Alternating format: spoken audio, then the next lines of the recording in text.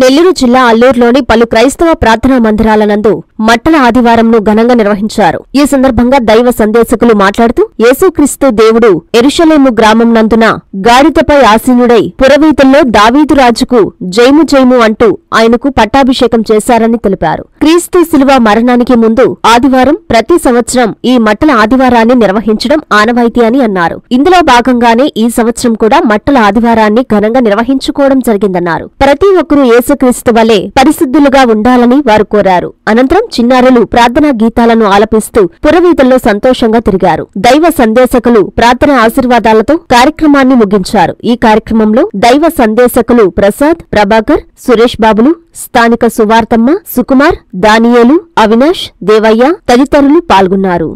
దేవుని బిడ్డలారా, గ్రామస్తులారా, మీ అందరికీ ప్రభువైన యేసుక్రీస్తు పరిశుద్ధ నామములో శుభాలు. ఈరోజు ఒక చారిత్రాత్మకమైనటువంటి దినము. మరి ప్రపంచానికి పొలిమేర లాంటి యెరూషలేములో మరి నరావతారిగా లోక కళ్యాణార్థము జన్మించిన యేసుక్రీస్తు ప్రభువారు ఆధ్యాత్మిక నాథుగా పట్టాభిషక్తులై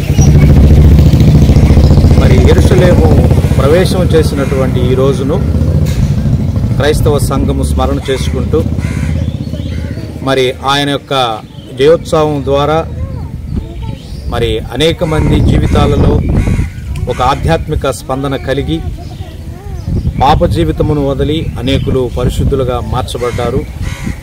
అట్టి పునీతుడైనటువంటి లేక పరిశుద్ధుడైనటువంటి ప్రభువారు వినయానికి విధేయతకు గుర్తైనటువంటి గార్ధవం మీద అధిరోహించి మరి వినయశీలుడైనటువంటి ప్రభువు కూడా ఆ యెరూషలేములో ప్రవేశించాడు. ఒకవేళ ఈ సంఘటనను మనం గురించి ఆలోచించే జకర్యా గ్రంథము 9:9లో వ్రాయబడినటువంటి ప్రవచనం అనేక సంవత్సరాల క్రితము ప్రవక్తలు ఆత్మ ప్రేరేపణతో ప్రవచించిన ఆ ప్రవచనము మరి మత్తయి సువార్త 21వ అధ్యాయము 1వ వచనము నుండి 11వ వచనం వరకు ఉన్నటువంటి వచనాల్లో నెరవేర్పుగా మరి ప్రపంచంలోని క్రైస్తవ సంఘం దీన్ని నిర్వర్తిస్తుంది. మరి ఈ సంవత్సరం కూడా అల్పులము అయోగ్యులమైన మన అందరికీ కూడా ఈ జయోత్సవ ర్యాలీని పాల్గొంటూ రక్షకుడైన ప్రభు నామాన్ని గణపరచడానికి ఇచ్చిన కృపను బట్టి దేవుని స్తుతిస్తూ ఈ ర్యాలీని కొనసాగిస్తున్నాం. ఇట్టి జయోత్సవ ర్యాలీ శుభములు ఆత్మదేవుడు యావత్ మానవ ప్రపంచానికి ఆయన కళ్యాణార్థం దయచేసి దీవించునుగాక.